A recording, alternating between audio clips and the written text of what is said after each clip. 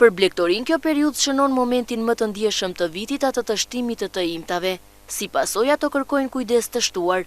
Blegtorët e zonës së Lunxhërisë në bashkinë Gjirokastër i kanë zbritur tufat nga mali drejt staneve për të kujdesur gjatë këtij procesi të rëndësishëm. Po e pjellës tani, po si, tani këto ditë mbarojnë tani, po ngelen pa kogjera, ngelen ca kërthinja, përse më vonë. Tani kujdesja duhen ushqyer patjetër. Vendi të jetë që i ngrohet, më mos jetë në lagështi vendi. Nja vinë shikonin në sallën brenda se sa ngrohet flën brenda. Sikur flën njeri brenda, jo sikur flën baktia. Kushtet më të përshtatshme këtë sela nuk ka kushtet të përshtatshme. Është më ftohtë aty. Sa ditë ka që ka? Vajtë 10 ditë. Blegtorët thonë se ky ka qenë një vit i mbar për prodhimin e të imtave.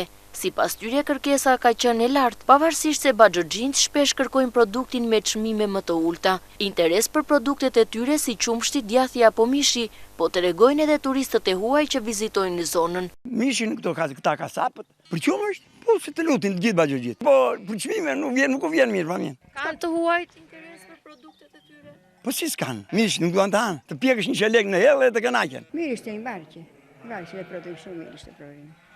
Ku e tregtoni? Në Baxhë, Sarandë.